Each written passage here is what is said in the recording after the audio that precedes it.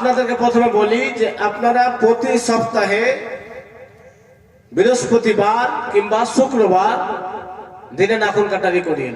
তাহলে সুন্নাত মতন যদি নাখুন কাটেন তাহলে আল্লাহর রহমতে, আল্লাহর দেওয়ার এতে বরকতে, নবীর সুন্নাতে আমল করার কারণে আপনারা অনেক রকম অসুখ থেকে দূরে থাকবেন, আল্লাহ বাঁচিয়ে নেবেন। তাহলে আমল করবেন। তো যখন আপনি নাখুন কাটতে আরম্ভ করবেন তো সর্বপ্রথম এই আঙ্গুলটা কাটবেন। আপনারা হয়তো কি কাটছেন না আমি বলতে যাইব না, এটা আঙ্গুল কাটবেন। তারপরে দ্বিতীয়ত এটা, আমি কিন্তু ডান হাতে দেখাচ্ছি। তৃতীয় নম্বর এটা, চতুর্থ নম্বর এটা, চারটা হয়ে গেছে। হাতটা এরকম আছে, এখন চারটা হয়েছে, এটা বাদ আছে।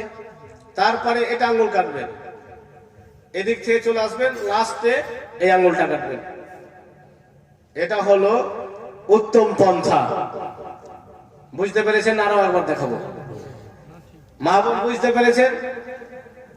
ডান হাতে প্রথম এই চারটি আঙ্গুল কাটবেন, তারপরে বাম হাতের এদিক থেকে ছোট আঙ্গুল থেকে চলে আসবেন, লাস্টে বাম হাতের বৃদ্ধ আঙ্গুল, ডান হাতের বৃদ্ধ আঙ্গুলটা কাটবেন।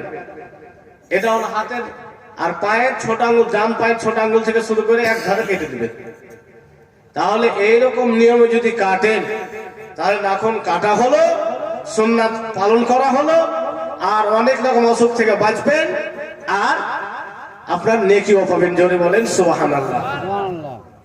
যখন কথা বললাম তো আরো একটা কথা বলিনি, যে অনেক কাজ আপনারা সুন্নাত সম্মত করেন, আমরা মুসলমান করি কিন্তু জানি না, বুঝি না বলে হয়তো তার গুরুত্ব দিই না।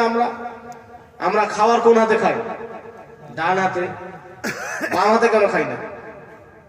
তো ডান হাতে এই কারণে খাই যে নবী আমার ডান হাতে খেয়েছেন আর ডান হাতে খেতে বলেছেন।